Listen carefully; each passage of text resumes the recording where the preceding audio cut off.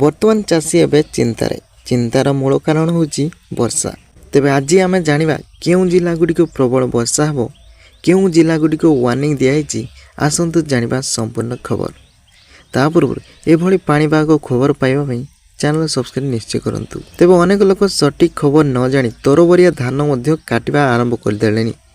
କାହାର ଧାନ ପାଚିଛି ତ କାହାର ପାଚିନି।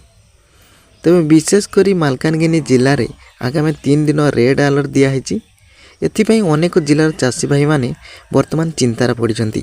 ବଙ୍ଗୋପସାଗରରେ ବାତ୍ୟା, ଏନେଇ ଭାରତୀୟ ପାଣିପାଗ ବିଭାଗ ପକ୍ଷରୁ ସୂଚନା ଦେଇଛି। ଅନେକ ଜିଲ୍ଲାରେ ଏହାର ପ୍ରଭାବ ଆରମ୍ଭ କଲାଣି ଏବଂ ଅନେକ ଜିଲ୍ଲାରେ ଏପର୍ଯ୍ୟନ୍ତ ପ୍ରଭାବ ଆରମ୍ଭ ହୋଇନି, କିନ୍ତୁ ଆଗାମୀ 24 ଘଣ୍ଟା ମଧ୍ୟରେ ସ୍ଥଳଭାଗ ଛୁଇଁବ ବୋଲି ଜଣାପଡ଼ିଛି।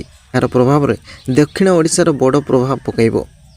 ଖାଲି ଦକ୍ଷିଣ ନୁହେଁ, ଉପକୂଳ ଓଡ଼ିଶାରେ ମଧ୍ୟ ବର୍ଷିବ। ମାଲକାନଗିରି, କୋରାପୁଟ, ରାୟଗଡ଼ା, ଗଜପତି, ଗଞ୍ଜାମ ଏହାକୁ ରେଡ୍ ୱାର୍ଣ୍ଣିଂ ଜାରି କରିଦିଆଯାଇଛି। 27 ତାରିଖ 30 ତାରିଖ ପର୍ଯ୍ୟନ୍ତ ପ୍ରବଳରୁ ଅତି ପ୍ରବଳ ବର୍ଷା ହୋଇପାରେ ବୋଲି ସୂଚନା ମିଳିଛି। ଏହା ସହିତ ଅଧିକ ଖବର ପାଇବା ପାଇଁ ଆମ ଚ୍ୟାନେଲକୁ ସବସ୍କ୍ରାଇବ୍ କରନ୍ତୁ।